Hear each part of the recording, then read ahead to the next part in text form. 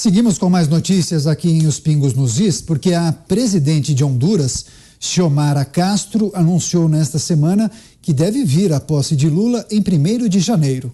O motivo, no entanto, seria a negociação para a retomada de empréstimos do país com o BNDES para a construção de represas. O vídeo em que a presidente revela seus interesses foi divulgado pela Secretaria de Comunicação de Honduras. Durante as gestões petistas, Andrade Gutierrez já havia trabalhado na construção da represa de San Fernando no país. Na época, o BNDES recebeu um pedido de empréstimo para aquela obra de 271 milhões de dólares. Segundo Xiomara, a proposta de cooperação internacional foi planejada ainda nos anos 2000 pelo seu marido, Manuel Zelaya, ex-presidente do país. Agora, Coronel Gerson Gomes, até importante para que o grande público possa compreender qual seria a intenção de Lula em subsidiar obras e empreendimentos em outros países. Existe a motivação, vamos dizer assim, legítima ou lícita, que seria aquela de ajudar outros povos do nosso entorno dentro de uma política externa que é mais ou menos a seguinte, que é muito utilizada pelos Estados Unidos em relação à América Central. Você investe nesses países para que eles tenham uma estabilidade social, econômica, de modo a você deter a imigração aqui para os Estados Unidos. Essa é uma política que, teoricamente, investe nesses países para justamente que eles tenham uma estabilidade que não motive as pessoas a fugirem desses países. Bom, essa talvez fosse a ideia que até o Zé Maria mencionou em relação a Cuba, quando nós estávamos lá ainda só com os nossos assistentes no YouTube. Eu até estimulo a nossa assistência do YouTube a chegar antes até um pouquinho para nos ver ali a partir das 5:50. Mas quando nós falávamos de Cuba, era justamente a ideia de que as pessoas fugiram da ditadura como fogem da Nicarágua, e quando essa líder de Honduras fala da possibilidade de ser retomada esses financiamentos, nós não temos como esquecer que por trás dessa iniciativa legítima e talvez até de misericórdia, de auxílio, uma visão até regional, usando o potencial do Brasil para ajudar os outros povos, e talvez até exportar a nossa capacidade de engenharia, nós também somos obrigados a lembrar que foi organizada uma forma de subsidiar e de manter todo o planejamento político do Foro de São Paulo com recursos do pagador de impostos brasileiro.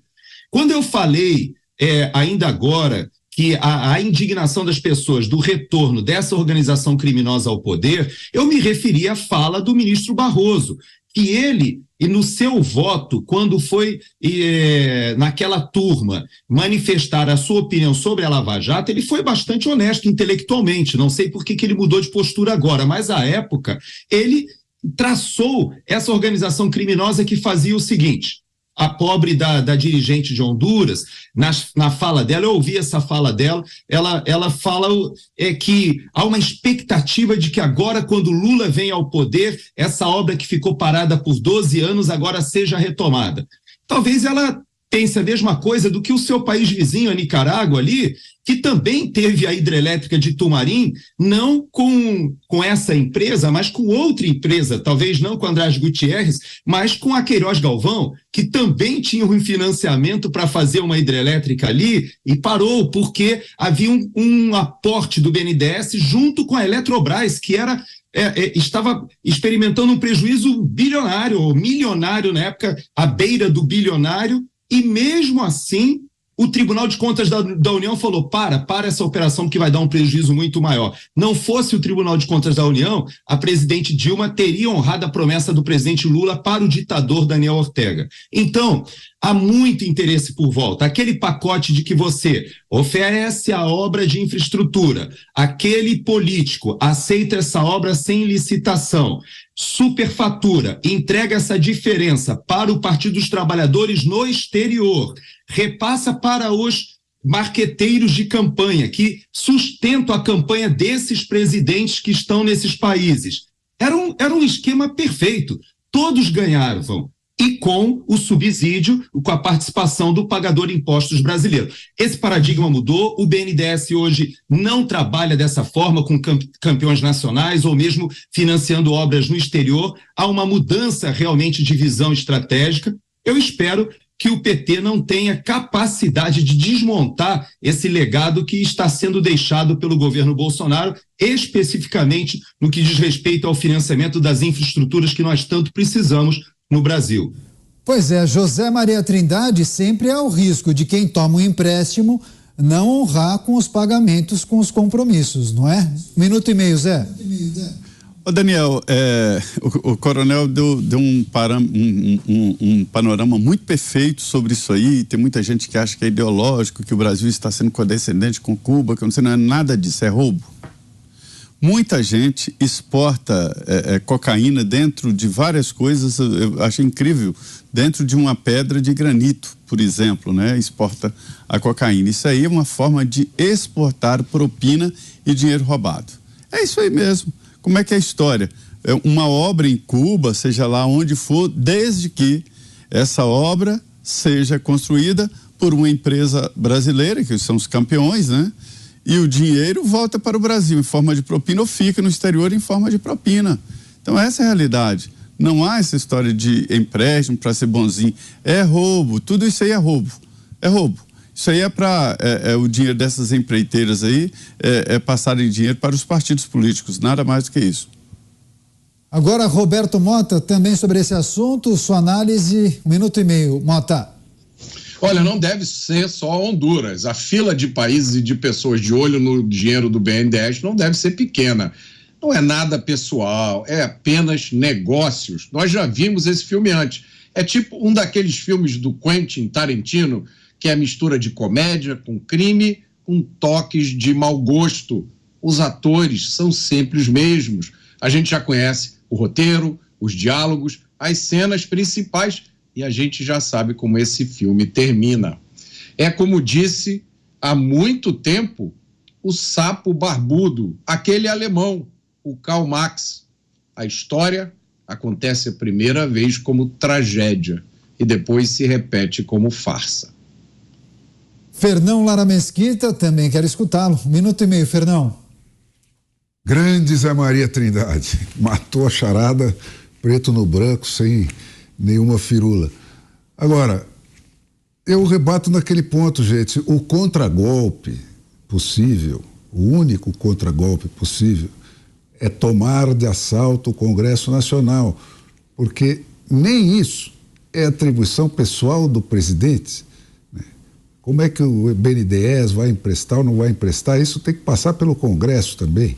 Esse tipo de coisa só pode ser barrada nessas instâncias. Então, tomar o Congresso Nacional é o contragolpe possível, muito melhor que qualquer contragolpe de Forças Armadas, né? E que pode finalmente abrir a porta para o Brasil virar uma democracia que ele nunca foi nesses 522 anos, né? Porque uma vez que você toma conta do Congresso, talvez o povo pegue gosto nisso, né? E aí a gente pode instalar aquelas coisas de retomada de mandato, aquelas coisas que põem o Congresso realmente para sempre debaixo do tacão do povo. Entendeu? Também sobre esse assunto, 1,5 minutos, Paulo Figueiredo. Paulo, com você. Pô, eu quero salvar aqui a pele do Fernão, dizer para ele, para a audiência, para os nossos ministros, que quando ele fala tomar de assalto o Congresso Nacional, ele está utilizando sentido figurado, pelo amor de Deus, gente. Porque hoje em dia você fala de tomar de assalto, o pessoal já puxa invasão do Capitólio, já de assalto, o pessoal já imagina invasão armada no Congresso Nacional. Então, Fernão, eu só estou aqui me intrometendo no seu comentário, porque tem muita gente mal intencionada que pode acabar deturpando as coisas, dizendo que você está promovendo uma ação. Quando você for preso, eu vou lá levar uns charutos para você, e se eu for preso, você leva uns charutinhos para mim. Combinado. Os charutos. E nós estamos de acordo, né? É óbvio que não há democracia sem um Congresso funcional. Absolutamente impossível. Não há república sem um Congresso funcional. Então, estamos absolutamente de acordo. a discussão, que é boa, saudável, é por isso que um programa com pessoas que pensam de forma diferente é bom. A discussão é na forma como nós vamos conseguir chegar lá, porque eu acho que nós vivemos uma situação emergencial que tem muito a ver com a fala do Olavo de Carvalho que eu li aqui agora. Mas especificamente aí sobre esse assunto, eu queria perguntar aos manés que estão nos assistindo se eles já estão, como é que eles estão se sentindo, hoje, os manés que trabalharam, como é que eles estão se sentindo para pagar obra em Honduras, né? Estão se sentindo bem? Já fizeram L hoje? Eu quero fazer essa pergunta para vocês, manés, porque essa é a realidade na qual o Brasil está se enfiando de novo. Uma coisa foi durante os primeiros mandatos lá do PT, quando nós ainda éramos desavisados. Agora a gente já sabe o que aconteceu, né? Eu pergunto, população de Belo Horizonte, como é que está aí o metrô de vocês? Não saiu e tal? Pô, espera para ver lá o de Caracas, como é que tá. A gente que pagou. Então, não você é vítima, na segunda você é trouxa. Exato, na primeira você é vítima. Em inglês, né? Fool me once, shame on you. Fool me twice, shame on me, né? A culpa é minha. Na segunda vez que você cai no golpe, você é trouxa. Então, as pessoas têm que fazer o L agora. É o L dos losers. Né? As pessoas que são os fracassados que abraçaram novamente essa visão de mundo. E não tem nada. Até os economistas do PSDB já estão sacando que estão tudo voltando para trás, porque não, não querem ser culpados pelo que até eles já estão enxergando que é o que vem vindo aí. Esses economistas do PSDB, eles têm que dar uma ligada para casa para saber onde é que estão as esposas dele, porque eles são bem desavisados, eles são os últimos a saber de muita coisa. O pessoal tem que dar uma ligada para casa, para acompanhar o que está rolando. Porque não pode ser tão trouxa assim, a ponto de acreditar em política fiscal do PT. Não pode, desculpa, queridos. Acordem para a vida. Essa história de que tem motivação legítima para financiar. Os americanos utilizam muito isso, que o Gerson trouxe bem aqui. História de, vamos financiar a vida em Honduras, que ninguém nunca mais vem para os Estados Unidos. Funciona mal. Funciona mal. As motivações vocês trouxeram bem. São duas naturezas. É o ouro do mundo, né? As duas existem. As duas motivações existem. E elas são ligadas entre si, porque a primeira motivação é a motivação ideológica. Claro que é a motivação ideológica. O Brasil financiou a esquerda na América Latina durante todos os anos 2000. O Brasil salvou o regime cubano. E eu garanto a vocês que o mundo seria um lugar muito melhor e a América Latina seria muito melhor sem o regime socialista cubano, que é um exportador, inclusive através de técnicas de inteligência e que eles dominam. Então, o Brasil salvou Cuba com mais médicos. O Brasil salvou a Venezuela durante um determinado momento. O Brasil, que eu quero dizer, deixa eu corrigir, deixa eu ser mais preciso. O dinheiro dos nossos impostos, tungado pelo PT, salvou ideologias nocivas, assassinas. E isso nunca foi levantado pela turma da Lava Jato. Eu sempre chamo atenção para isso. Levantaram o triplex e um sítio de Atibaia. Nunca levantaram o que motivou a transferência desse dinheiro, a assinatura desses contratos. Nunca motivaram, nunca investigaram.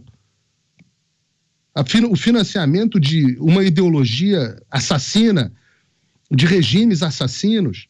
Nunca foi. Então, eu sempre falo isso. O Lula foi condenado da forma errada e pelos motivos pequenos. O Al Capone lá com o imposto de renda. Né? Então, esse é um lado ideológico. O outro lado é o lado da corrupção, claro, pô. O Brasil, bem ou mal, ainda tem alguma aparência de instrumentos de fiscalização.